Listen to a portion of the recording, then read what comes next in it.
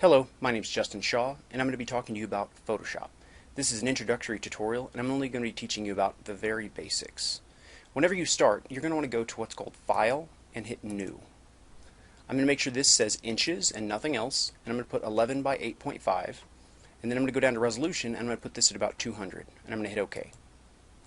Now I've got a background layer, and the background layer I don't want to put anything on. I mean, it's okay to change its color, but I don't want to put anything on it because I can't erase. I'm going to go down here to the trash can and the new layer and the file button, and I'm going to hit new layer. Now when I've got a new layer, imagine it's a blank sheet of clear plastic. And anything I do on that layer, it lets me keep and see what's underneath it. So say I go to this tool, which is the paintbrush, and I want it to be black. So you see these two shapes? I'm going to pick on the top one, go down, and I'm going to click and drag down for black. And you see this top color? This is the color that you're going to be using. See, as I move it, it changes. So if I want the brightest red or black or dark red or white, I just choose in here and this is going to be my color.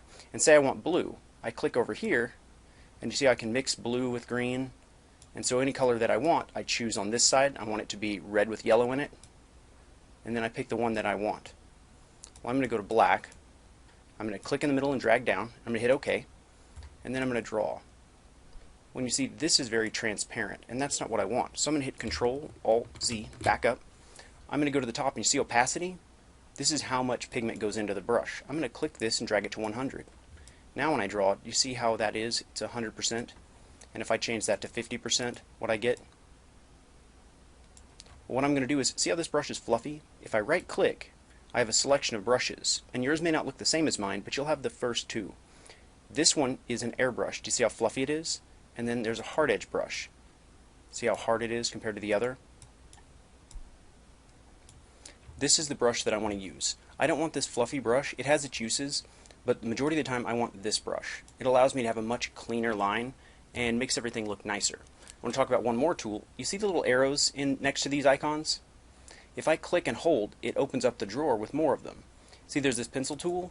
When I draw with this tool, it's got a much harsher edge. And if I right click, I can change the size of this by, I've got my pencil tool, and I'm going to drag this up. And you see how these icons are 100% dark instead of fluffy like these were? Well, that's how I know I'm on the pencil tool. This tool draws a lot crunchier line. Now I'm going to show you, this is the navigator. It lets me zoom in. So if I click the big mountains, I zoom in, little mountains, I zoom out, and I can scroll with the middle. I normally just click the mountains, but I want to show you the difference between these two pencils.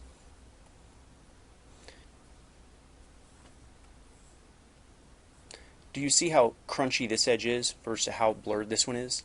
This is called anti-aliasing. The computer on the pencil tool does an anti-alias, so it gives you a 100% hard edge. But on the brush tools, it gives me a blurred edge, which looks a lot nicer in most cases. Once I've got this, say I've got a layer, well, say I want to fill something in. I'm going to delete this layer by clicking on the trash can at the bottom and hitting yes. I'm going to make a new layer. And what I'm going to do is I'm going to show you something. The reason why both of these tools exist. This tool, the brush tools, create a much more realistic pencil type drawing. Say I draw a circle with one. Now watch, I'm going to draw one with the pencil tool. They look pretty similar, but there's a tool called the paintbrush, paint bucket. If I click on it and I go down and say I'm going to fill it in with this yellow, I'm going to fill in the pencil tool. Now I'm going to go and fill in this one. If you look, whenever we zoom in, by default, the brush tool, do you see how it doesn't go all the way to the edge? Because the in-between pixels. Even though that looks like it's white, it's actually a middle gray. But on the pencil tool, it goes all the way to the edge. So there's a difference and a use for both of them. Now, say I make a layer. I want to make another layer, and I want it to be on top of this one. I'm going to go to my brush tool, go back to black, and draw a smiley face. Now watch, if I have this layer in the wrong order, say I accidentally click and drag this layer below it, and I can't see it. Well, if I drag it back up, I can see it. And if I want to hide a layer, do you see these eyeballs? I can poke out the eyes, and then I won't be able to see it. And say I want to draw on the yellow layer. See how it won't let me draw? So keeping track of your layers, and if I double click on a layer's name, I can change it to anything that I want. And that's how you keep track of your layers. Also, say that I do this. I'm going to delete these two layers. And say I'm drawing a picture.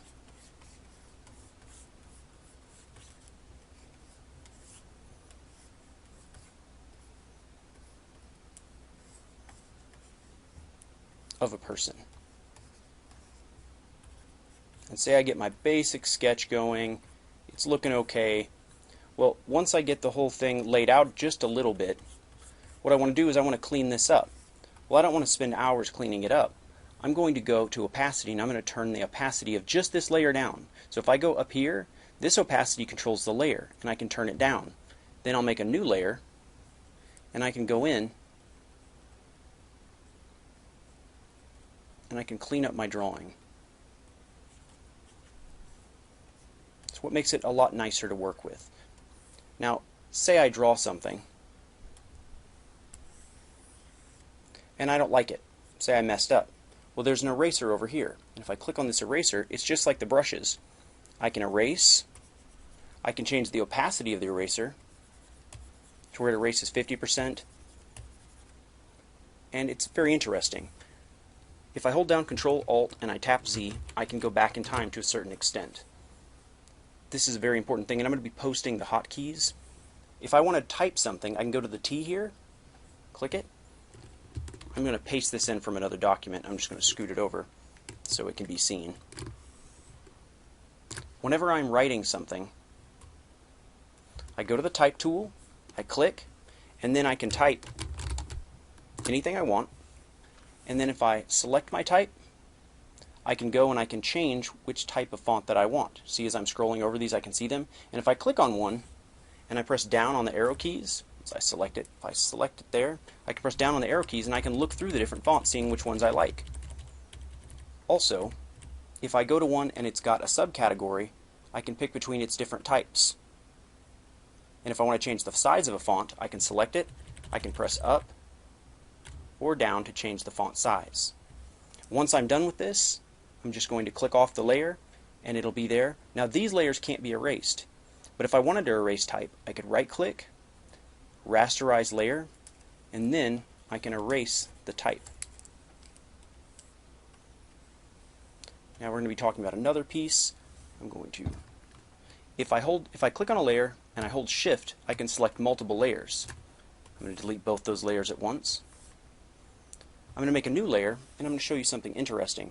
There are these selection tools, and just because you don't see one, just if you see something like this and you don't know what this is, just click and hold until it opens the drawer and find the one that you want. Say I want to draw a square, not draw a circle. I can go to this one and I can draw out a rectangle. And what this rectangle does is anything that I draw can only be drawn inside the rectangle. And if I want to change that to only draw on the outside, I'm going to go to Select, Inverse. And now I can only draw on the outside. This is very, very handy. It also gives me more abilities. Say I go back to this. If I hold down Alt, I select, I can subtract from a selection. Well, this is adding. I can, because I've selected everything. But Control D, if I have something selected and I want to get off of it, and I press Control D, it'll get rid of that so I can draw on the outside. But say I want to do something like this. If I hold down Alt, I can draw again and subtract a piece from it. And if I hold down Shift, I can add a piece to it. And so this is kind of a fun game to be able to play. But there's more than just this type and the circle type selections.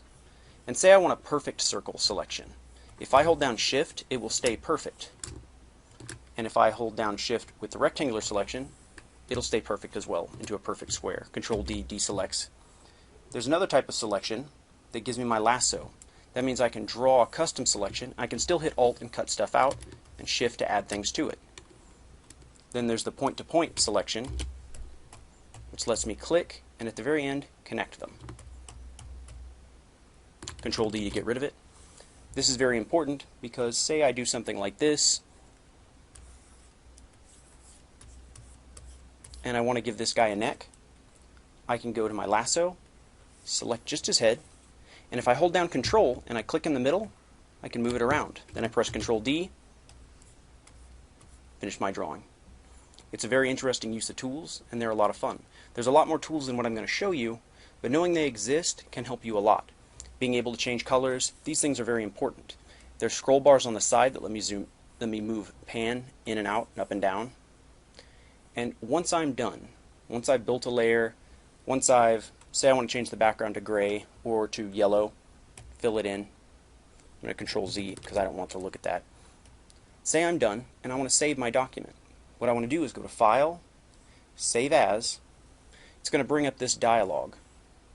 Well, what I want to do is I want to make sure I save it in the right place, and I want to name this thing right. I'm going to say Photoshop tutorial _ J Justin Shaw. And then what I'm going to do is, instead of, it wants to save by default as a PSD, a Photoshop document, but you don't want that. A Photoshop document is not compatible with backwards, so if you have an older Photoshop you can't use it, and most people can't open them. But if I scroll down to the bottom, I've got this thing called a TIFF, or a TIFF file. If I click on that, not only does it save it, and anything can open it, I can also see a thumbnail or a picture of what the picture looks like. I don't even have to have Photoshop to look at it. This is why this TIFF is preferable. You're going to save this and then turn it in. Hope this has been a very helpful Photoshop tutorial. I hope you understand more about it, and if you have any questions, just ask. Thank you.